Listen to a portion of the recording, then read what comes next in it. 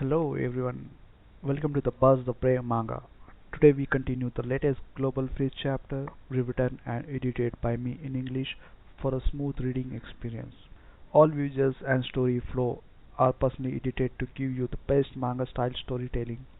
Support the original creator by checking the official manga. So let's dive right into the today's chapter. Chapter 25-27, The Meeting That Decides the Fate of Humanity. A damp wind blew across the sea, carrying the smell of salt and iron. Two tall and sturdy black masts stand on the breakwater off the coast of Tianhai City, each with a sealed iron box hanging from its end. Inside the iron box were the heads of two overlords of the Zhu Rong clan, the Fiery Hell. A thick stench of blood permeated the cold air. A night-level life form was no longer an ordinary creature in the conventional sense. Even in death, their tiger-like might remains. They are like two shining beacons placed on the coast of Tianhai City. When the lights come on at night, the iron box appears and disappears in the sea fog, like two silent boundary markers. This isn't showing off, it's a public announcement. Any alien race that wants to come and spy will understand that this place is not one they can easily provoke once they see these two night-level heads. The coastal winds and waves have calmed down considerably, and all the probing attempts by foreign races observed near the shore have dispersed. The winds are shifting, and so is the atmosphere. At least along the coast of Huashu Kingdom, no one dares to test their skills anytime soon. The world's leading superpower has the strength to weather turmoil. The 6 regions have reached a consensus to follow Jiang E's lead, defend their cities, and absolutely not engage in conflict with foreign tribes. Therefore, nothing major has happened in the kingdom of Huashu for some time. Everything is hidden beneath the surface, and it's impossible to know when it will suddenly erupt, but one can only take things one step at a time. Jiang E gave one of the 2 night-level origins to Ling. It wasn't that he didn't want to absorb it, but rather that his rate of improvement far surpassed that of human geniuses and even those of ancient races. Absorbing ether fragments, spiritual matter, too quickly or in too large a quantity may lead to assimilation by the ether, ultimately resulting in the loss of humanity. Jiang E had no intention of following the example of the Yihan clan and ascending directly to immortality. Meanwhile, the others, while maintaining strict vigilance, were also desperately trying to improve their own strength in the face of the crisis. The world of Huashu was eerily quiet, like the dead of winter, yet everyone was on edge. Fortunately, Jiang E had already transferred some of the embers from the 6 major regions to the underground caves of the Wulwan Empire. He can also rush over with his men at any time if needed. A cunning rabbit has 3 burrows, so Jiang E at least had a good way out, and he wasn't panicked. As for the distress signals from other countries, they had already overwhelmed Jiang E's communication channels. Jiang E would at most answer the calls briefly and chat for a few words, but no matter who the other party was, he had one attitude: it was impossible for me to leave Tianhai City. A week has passed in the blink of an eye. Countless small countries have perished. The small countries in Northern Europe already had small populations, so it's safe to say they no longer exist.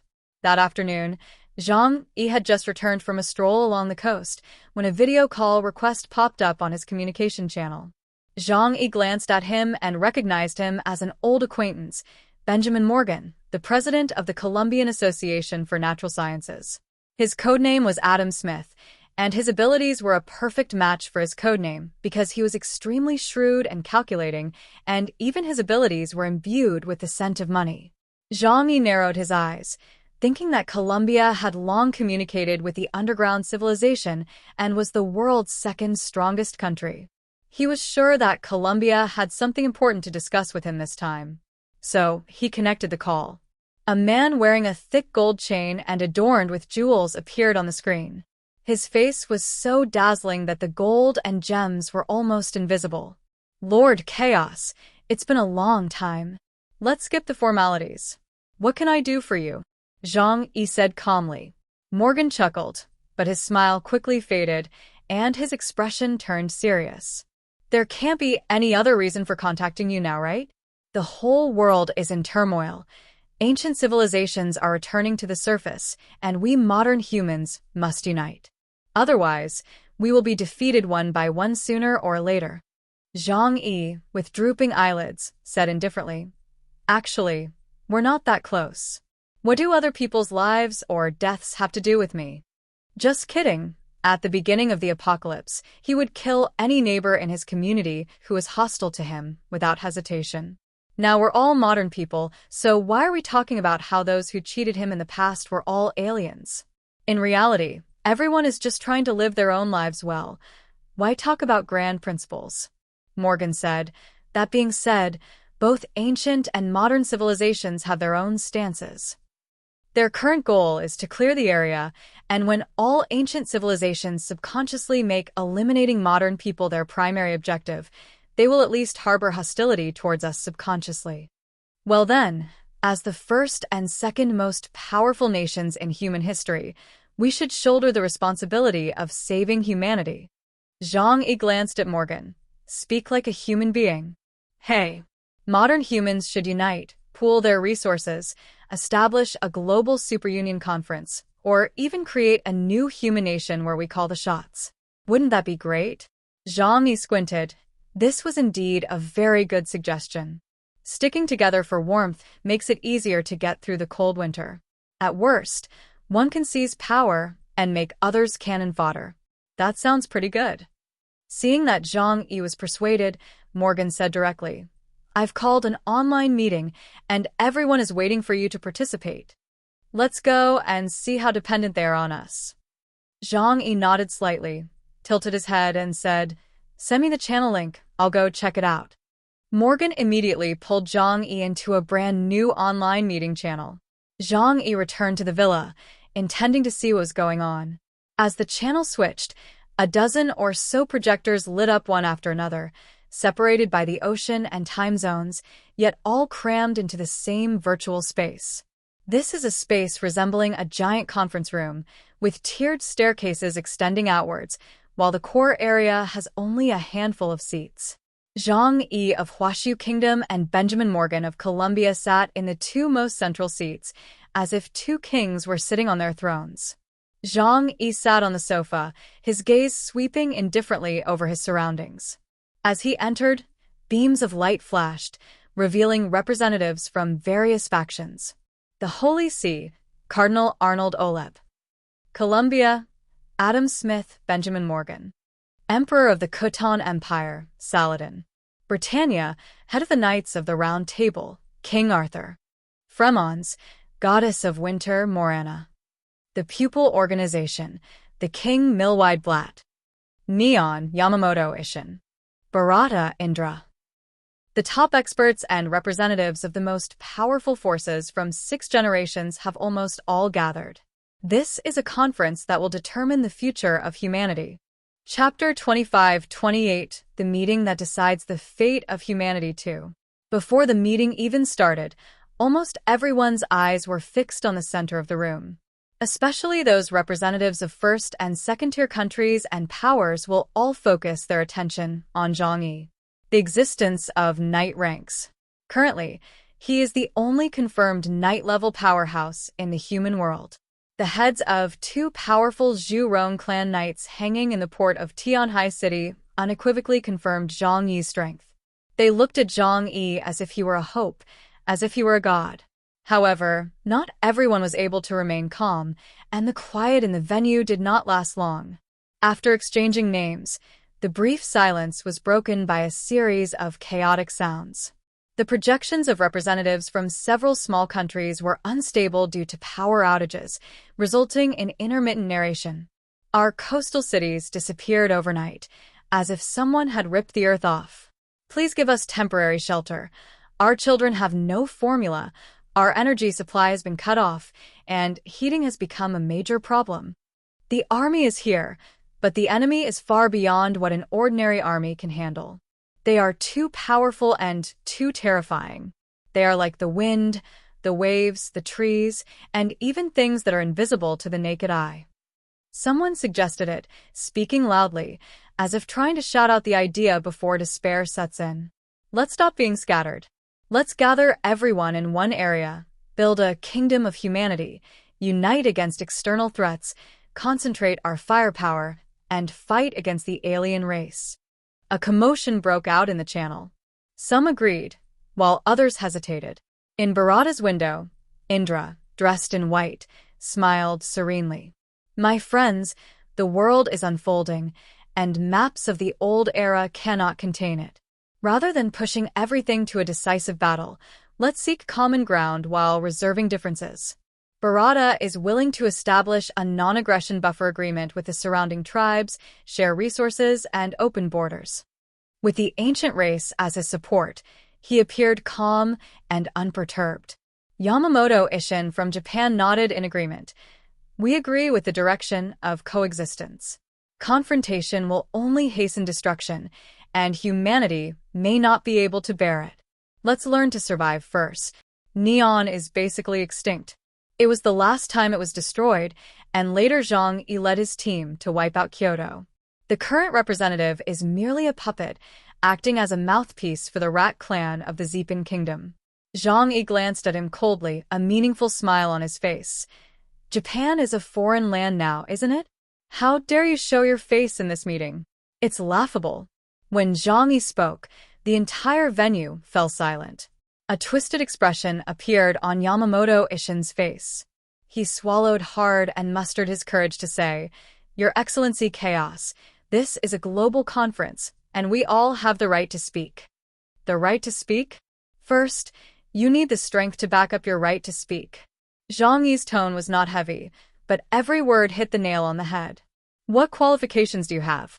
3 years ago, the Japanese were already treated as dogs by other races. I seriously doubt your purpose in being here. Yamamoto Kazumi became anxious and slammed his fist on the table, shouting, Chaos Lord, I respect you as a strong person among humans. But I also hope that you will show us respect. The gods of Takamagara are our ancestors. They are kind to modern humans. They are not our enemies. Mi Huide from the pupil organization chuckled softly, as if watching a play or keeping accounts. Mocking laughter erupted in the room, because Jiang Yi had laughed first, so the others followed suit. If we cannot fully trust other nations of humanity, then why should we trust a different race? At the very least, Jiang Yi had no good feelings towards the Rat clan. Arnold Oleb held the holy sword across his knees. Even when participating in online meetings, he is always in a state of readiness. His tone was solemn. The Baitain will protect all those who wish to seek asylum. But we also understand that the power of the Holy See alone is limited. The idea of a kingdom of men is beautiful, but in practice it would mean putting tens of millions of lives into a bullseye. The Lord does not want to see a new Tower of Babel rebuilt on ruins. The next wind will blow it down. King Arthur crossed his arms and said in a steady voice, We are currently engaged in a fierce battle with the ironclads in the streets and alleys, and we know what a head-on confrontation looks like. Combining forces, there are supply problems, plague issues, and most of all, the most detestable internal strife. Any one of these problems could bring down a country within half a month. Instead of crowding together, we should use the terrain we are familiar with to form a network that allows us to help each other. Mirana's projection looked like snowflakes falling on a camera lens, and her voice was cold. The cold wave in the north is not weather, but will. The fire of the land of men will be extinguished in the first storm. We Fremonts have learned our lesson and will no longer encourage anyone to try. Saladin, the emperor of the Khotan Empire, sat upright on the sofa, his black cloak draped over the back of the chair. He also expressed his opinion on the statements of the above-mentioned individuals. Unity is not the same as crowding. We can unite, and we must unite, but what we unite is will, rules, signals, and reciprocal terms. It is not about dumping everyone into one pot. Benjamin Morgan projected several maps into the air, major conflict zones around the world, known alien lineages, and communicable deep-sea and underground passages. He adjusted his glasses. Gentlemen, regardless of whether the kingdom of humanity plan passes, the covenant of humanity is necessary. We need a unified voice to talk to other races. Talk about borders, rules, non-aggression, human settlements, and terms of exchange. Only by uniting the power of all modern humanity can we make them wary, agree to a ceasefire, and stop regarding us as enemies. These words immediately caused the people present to whisper among themselves. Especially those weaker nations nodded frequently, thinking the suggestion was excellent. After all, compared to superpowers like Huashu Kingdom and Colombia, smaller countries need to band together for mutual support and require assistance from other countries. So soon, voices of approval arose. That's right.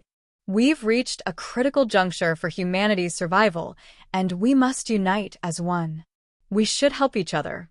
Only by working together can we make the ancient tribes wary and dare not invade easily. No matter how divided we were in the past, we must unite to survive now in the face of invasion by other species. The smile on Indra's face remained unchanged.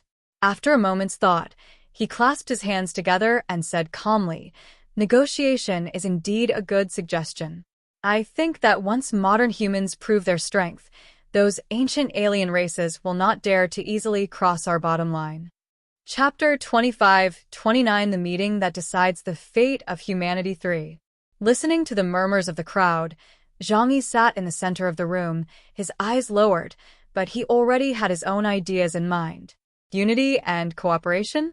Of course they could, but the Huashu Kingdom must reap the lion's share of the benefits. Otherwise, why would they protect the weak? Jiang E never believed in grand reasons like human righteousness, or any of them. He merely glanced indifferently at the representatives of the small countries present. Those guys were already excitedly planning for the future, seemingly envisioning themselves joining the human alliance and being protected by top-tier powers like Huashu or Colombia, living a peaceful life. Innocent. Jiang E chuckled inwardly, but chose not to express his opinion and instead wait and see. Let's see what the representatives of other countries and forces mean. Everyone present was a shrewd old fox. There wasn't a single fool among them. Therefore, this meeting was a large-scale game of strategy, and it was bound to be very interesting. Amidst the murmurs, Manhwa, the representative of the pupil organization at this meeting, gently tapped the table. Negotiations are certainly possible. However, there is a prerequisite. You must first determine who can represent the modern human race.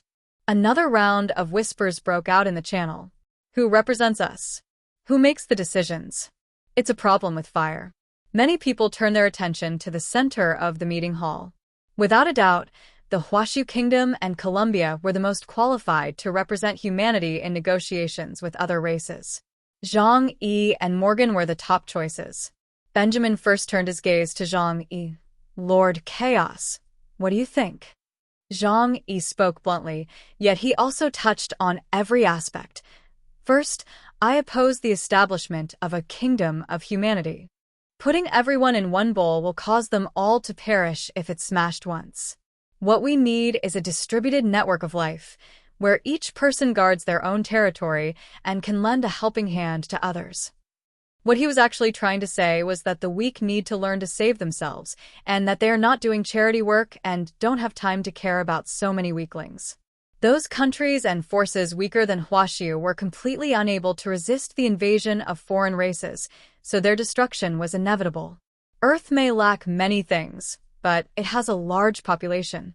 It's perfectly acceptable for their Huashu kingdom to be responsible for ensuring the continuation of their bloodline for 6 generations. Upon hearing these words, the expressions of many national representatives who had been pleased before changed. Ignoring their reactions, Jiang E continued speaking. "Second, I am not against negotiation. If we can reach an agreement, we can save millions of lives. If we can't, we can fight again. Negotiation is not surrender. It's moving the knife from our necks to the table." He extended his third finger, but his gaze was fixed on Benjamin Morgan. "Thirdly, who can represent modern humans? This is a question worth discussing. First, we need to determine what qualifications human representatives need to meet. Everyone, what kind of person do you think can represent all of humanity?" Jiang E swept his gaze across everyone present, and everyone was stunned for a moment. It is indeed difficult to reach a consensus on establishing such a standard. Strength? Kindness?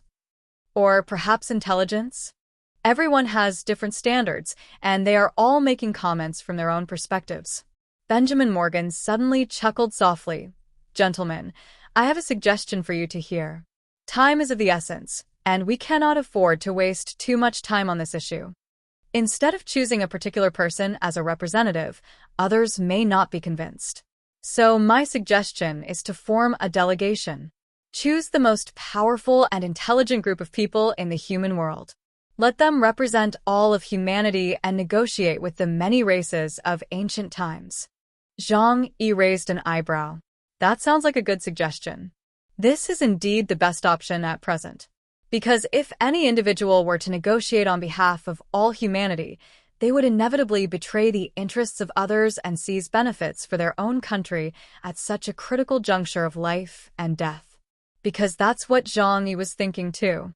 He didn't mind drastically reducing the territory of other countries, or even abandoning most of the small nations to islands in the Pacific in exchange for peace between the foreign tribes and the Huashu kingdom. Benjamin Morgan's proposal was met with nods of agreement from many. Regarding the Vatican, Arnold nodded. The Vatican approves of this proposal. King Arthur pondered for a moment and realized that this was the best course of action, so he said, Britannia agrees. Saladin said in a deep voice, the Khotan Empire agrees. Morana lit a cold light. Fremons approves. Indra spread his hands and smiled. Bharata has no objections either. Yamamoto wanted to speak, but no one paid any attention to them. In the end, he could only say sullenly, Neon Japan, of course, follows the majority. Milwaukee smiled. Although the pupil organization is not a country, it still possesses considerable power and will strongly support this matter and strive to make it happen. Benjamin Morgan looked at Jiang E. Jiang E's attitude was very important. Your Excellency Chaos, what is your opinion on this matter? Jiang E sat on the sofa, rubbed his fingers together, and after thinking it over carefully, concluded that this matter would not do him any harm. He also wanted to see what the relationships were between the many ancient civilizations and how deep their hostility towards humanity really was. Only after getting to know it can this matter become clear. Okay, I agree, he said with a smile. Morgan breathed a sigh of relief. Then, he clapped his hands. We shall immediately form a humanity joint negotiation team. Each party shall send a plenipotentiary representative, and Colombia shall coordinate the technology and intelligence. The goal of the first round of negotiations is to establish the most basic neutrality line for the civilian areas and to prioritize negotiating with non-ethnic regimes that are more rational and can be negotiated with. He looked at Jiang E. The specific sessions of the negotiations will be conducted by us in Colombia, in a safe zone far from the crowds, and the entire communication will be shared and recorded. We hope that you, as the representative of Huashu Kingdom, will provide military deterrence when necessary. Jiang Yi's combat prowess is exactly the kind of support and shield that all of humanity urgently needs right now. After all, a knight's level of combat power is already a very high level, even among the ancient human race. Jiang Yi raised an eyebrow and said indifferently, I can use force as a deterrent, but I'll make this clear from the start. I will strictly abide by Huashu's bottom line. If anyone crosses the line, I will prioritize the safety of my territory before considering the reputation of others. If you want military intimidation, I can use it, but all parties must give their all. I can't guarantee what the consequences will be for anyone who tries to hide in the back and enjoy the fruits of victory. Here we end today's chapter. I hope you liked it. Kindly do also subscribe to my gaming channel. I have to Fina a way to survive. Thanks.